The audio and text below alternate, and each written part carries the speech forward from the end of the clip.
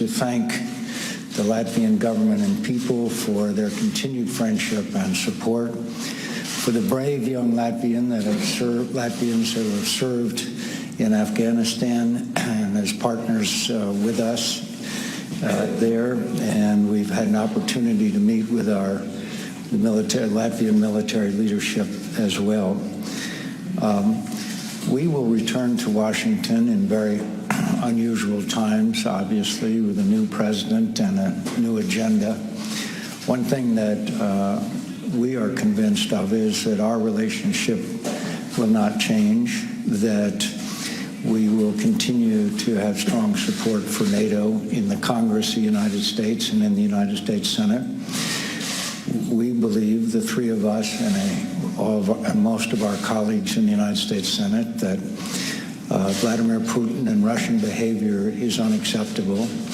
The latest being apparent attempts on the part of the Russians to affect the outcome of the recent election in the United States.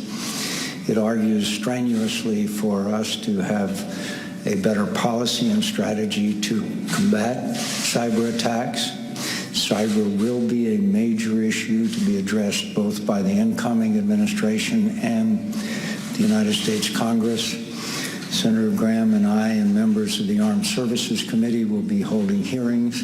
We need a policy and we need a strategy in order to combat the issue of cyber attacks, which were intended possibly to undermine the fundamentals of democracy, and that is to change the outcome of a free and fair election. Again, the partnership that we enjoy with Latvia is important. I believe that it would be very helpful to our relationship to have a permanent United States presence here, not as a permanent base, but on a rotational basis, that we have continuously American presence, military presence here for training, cooperation, and joint operations. I come back to Washington after our visit, committed to the importance of our relationships, our commitment to NATO, and the very difficult and challenging times we face ahead. I believe American military is still the strongest and best in the world, and I am confident that we will meet the challenges of the 21st century, particularly your newer challenges such as cybersecurity, in partnership with our old and dear friends, the Latvian government and people. Senator Klobuchar. Thank you. Thank you very much, Senator McCain. It's an honor to be part of this trip with you. As you all know, Senator McCain has been leading efforts for many, many years to support Latvia and the other Baltic nations. It's also good to be here with my friend, Senator Graham, and to you. Thank you so much for your leadership of this country. I start out by saying that Minnesota is in the top 5 states for places Latvians choose to live. Maybe that has something to do with the fact that we both love weather like we have today. And we also are proud to bring in Latvian vodka and many other products from this country. I also wanted to mention my role in this. I serve on the Judiciary Committee with Senator Graham, and I'm also the incoming ranking on the Senate Rules Committee, which has jurisdiction over elections. I've been impressed by the work that Latvia and the other Baltic nations are doing in terms of building their National Guard and defense capabilities. I think you know that this is matched on a bipartisan basis by our country. We upped the amount of money by $30 million to go toward efforts for military in the Baltics. But we also need to up our game when it comes to cybersecurity. All of our countries have to join together to do this. For me, the last few months, I don't think we are Pollyanna about this. We know this has been going on for a long time. But the fact that 17 U.S. intelligence agencies have come together and said that there, in fact, efforts have been underway on behalf of the Russians to to somehow breach our election, to influence our election in some way, to me goes to the heart of our democracy. And I'm so pleased the efforts so far have been bipartisan, with Senator McCain and Senator Graham working with Democratic leadership to say we must have an investigation, because while this may have affected one political party in this election, it could affect the other in the next election. So we stand by the people of Latvia today in their efforts to be a strong, independent nation, and we stand by democracies all over the world to say that we must protect our countries from any kind of cybersecurity breach. Thank you for having me. Paldies. Senators Grēms. Thank you. If we have Latvians in South Carolina, I'm not familiar with it, but we would like you to visit. It is warm. It's 70 degrees when I left home. And we like vodka, so I think we have a good basis for a relationship here. One, I want to compliment the government, the President, the Minister of Defense, and the political leadership of Latvia for setting the target of 2% of GDP for defense. You'll meet that goal in, I think, 2018. Is that correct? I cannot tell you how important that is from an American point of view to see a country meet their obligations under NATO. To the people of Latvia, you chose wisely entering to NATO. NATO is an organization of like-minded governments who believe in freedom to elect one's leaders, freedom of expression, and freedom has to be defended. President-elect Trump is right to push NATO members to hit the 2% target. If every other NATO member would follow the lead of the Baltics, we would be a much better and effective organization. Latvia hits above its weight in all things military. Here's what you can expect in 2017 in the United States. A bipartisan effort in Congress to push back against Russian interference in our election. I don't believe they affected the outcome, but they did interfere. Russia is trying to break the back of democracies all over the world. You're constantly bombarded in Latvia with Russian propaganda and interference in your society. You can expect that the Congress will investigate the Russian involvement in our elections, and I predict there will be bipartisan sanctions coming that will hit Russia hard, particularly Putin as an individual. Knowing the relationship between Latvia and Russia, you can expect some economic pain. It will be true in America, but freedom is worth suffering pain. It is now time for Russia to understand enough is enough. Paldies. Paldies. Mums ir vēl dažas minūtes. Šķiet pāris jautājumiem, lūdzu. Hello, I'm Anna Battle from Latvian Public Television.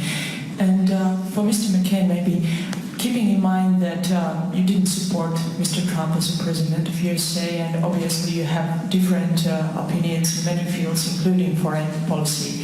How can we be sure that the message we heard from you today, he would agree with that and go for the same? Well, I guess my first answer to you is my reputation, which has been made over many years. I have disagreed with other presidents and worked with other presidents. I disagreed with Ronald Reagan when he sent Marines to Beirut, and I worked with Ronald Reagan. I disagreed with George W. Bush when he had a Secretary of Defense that was failing, and I said he should be fired. I worked with him. I work with presidents. But most importantly, I exercise my role as a member of the United States Senate, which according to the Constitution is a co-equal branch of government. We have a legislative, judicial, and executive branch. And as chairman of the Armed Services Committee, I intend to exercise those responsibilities as well. I am pleased with the President's nominee for the Secretary of Defense. I have questions and concerns about his nominee for Secretary of State. That is my obligation under the Constitution of the United States, which is to represent the people of Arizona who just reelected me and to do the right thing for them and for America. And if I agree with the President of the United States, I will work as hard as I can. If I disagree, representing my responsibilities, then I will exercise those as well. I believe that's been my role for many, many years and will continue to be my role. Thank you. Yes, this week on Latvian newspaper. So my question is about this former Secretary of State Henry Kissinger have many times visited Mr. Trump, and there have been reports that Kissinger wants to cope with reality, with Russian reality, to give up Crimea in exchange for the Ukrainian territories in Donbass. So how do you evaluate this kind of actions, and what do you think? Is Mr. Kissinger crosses the red line in this particular? I have had conversations with Henry Kissinger on numerous occasions. I have never heard him propose such an arrangement, nor would those of us who love freedom and cherish freedom and also do not ever support aggression. If you support Russian aggression in Crimea and eastern Ukraine, that is a direct violation of the Budapest Agreement, which guaranteed independence of Ukraine in exchange for them returning their nuclear inventory. So that would be in direct violation of international agreements that are solemnly agreed to. If you accept that violation, then no other agreements are valid. So, one, I have never heard Dr. Kissinger put forth such a proposal as being reported in the news. And second of all, I would never agree to it, nor do I believe that the United States Senate would ever to agree to such a Faustian bargain. Do you want to, anybody? Yeah. Well, one of the reasons we went on this trip, in addition to visiting Latvia, is to also visit Ukraine and show our strong support for the people of Ukraine and the oppose the illegal annexation of Crimea. We have a situation where 10,000 people have died now since that incursion began, and we are going to Ukraine to talk to their leaders as well, and I would support everything that Senator McCain just said. One thing about the Crimea, if you believe in the rule of law, you have to reject what Russia did. There are areas of the world where people are thinking about separating. Scotland may separate from the United Kingdom. I don't know whether they will or not, but they will have a referendum, and it will be a vote of the people. What happened in Crimea is not the rule of law. It's the rule of the gun. It's pretty hard to say you had a free, fair election when you have little green men running around in a Russian tank parked in your yard. So there will be no appetite in America to concede that Crimea belongs to Russia, because it was an illegal action under law. One more? Uno más? Question from Russian national television, from a gas station, as you say, pretending to be a country. Yeah. So don't you think that for Latvian economy, first and foremost, it will be just better to maintain healthy relationship with all neighbors, including Russia? And won't it be better for well-being of simple Latvian citizens? Because Russia has a lot to offer in terms of economy to Latvia, just because we're close. I believe we should maintain communications and conversations with Russia, just as we did all during the Cold War. But I also think we need to lay out certain parameters of behavior that cannot go unresponded to. We just talked about the illegal occupation of Crimea. We've talked about, I've been to eastern Ukraine and seen where the artillery shells have landed and killed the people who are fighting for the freedom of Ukraine. So I'm not in any way opposed to communication, but I believe that our relations with our Baltic countries, including this one, are of the single and very important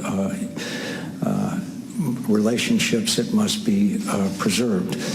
So Vladimir Putin now continues to at least be a sponsor of cyber attacks that we know came from Russia, which were designed to affect the outcome of a free and fair election, something that hasn't happened in Russia for a long time. And we intend to do whatever we can to see that that's not possible, because we have to preserve the fundamental of a free election, because that's the basis of democracy. So we would be glad to correspond and communicate with Mr. Putin. I guess he'd have to lift the sanctions of me, sanction me before I could go visit him. But the fact is that we have to be steadfast in our defense of democracy. I thank you, Mr. President, for your great service to the nation. I thank you for your work as defense minister and now as president. And that, Mr. President, has a certain ring to it that I was never able to hear. So thank you very much.